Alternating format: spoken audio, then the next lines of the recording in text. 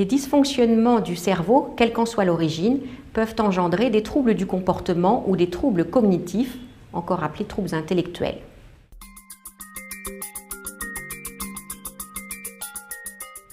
Parmi les grandes fonctions cognitives, on distingue en premier la mémoire, ou devrait-on dire les mémoires.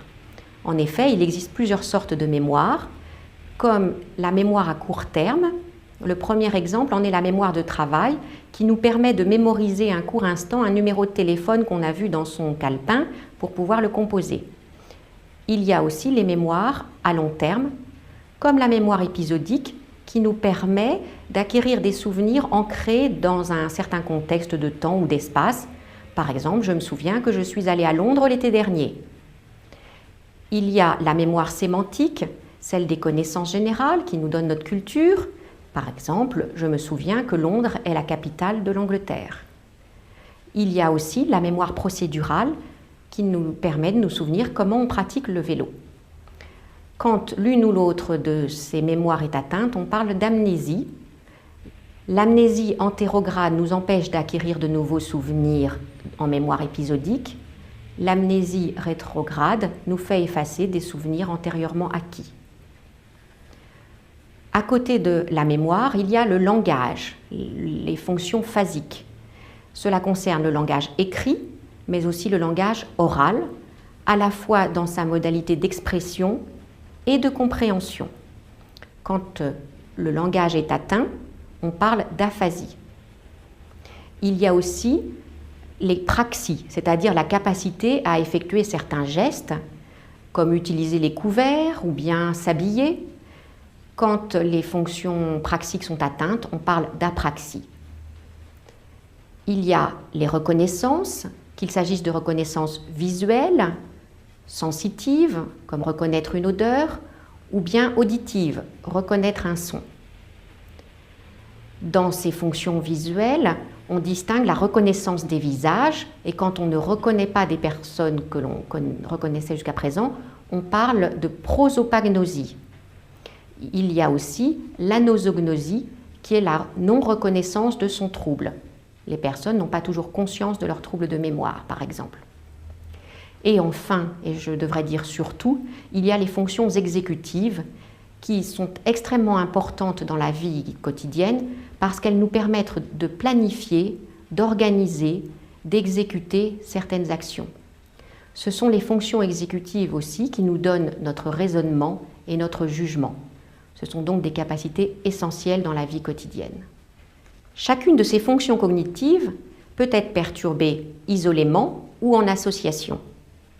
En fonction du différent type d'atteinte, on va pouvoir dire quelle est la partie du cerveau qui dysfonctionne.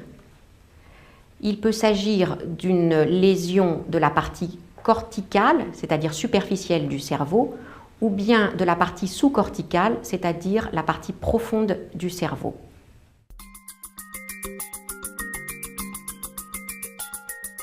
À côté de ces troubles intellectuels, les dysfonctionnements cérébraux peuvent aussi donner des troubles du comportement.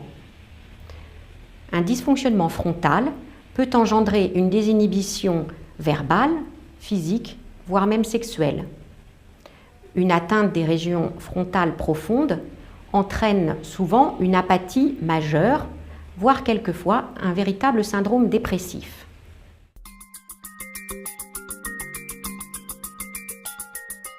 L'identification et la quantification des troubles cognitifs et comportementaux orientent les neuropsychologues et les médecins vers l'origine de ces troubles. Le bilan est ensuite complété par une prise de sang, éventuellement une ponction lombaire pour analyser le liquide céphalorachidien, une imagerie cérébrale morphologique, au mieux un examen par résonance magnétique nucléaire, voire parfois une scintigraphie cérébrale. L'analyse des troubles cognitifs, comportementaux et des données du bilan complémentaire oriente alors le praticien vers l'étiologie possible.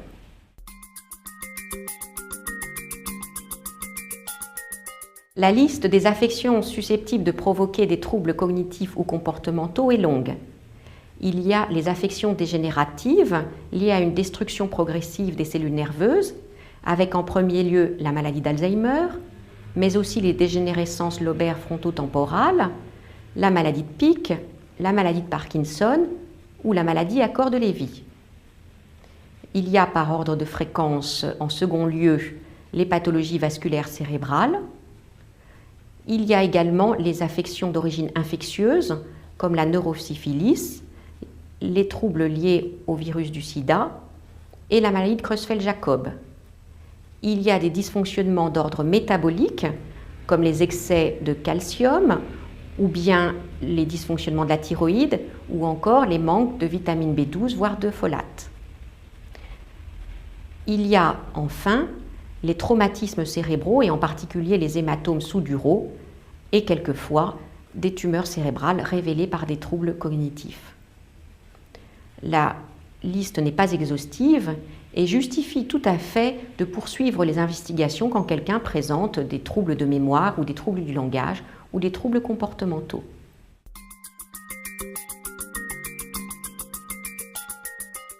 Tous les troubles cognitifs que nous venons de décrire ne retentissent pas toujours sur l'autonomie des personnes dans leurs activités de vie quotidienne.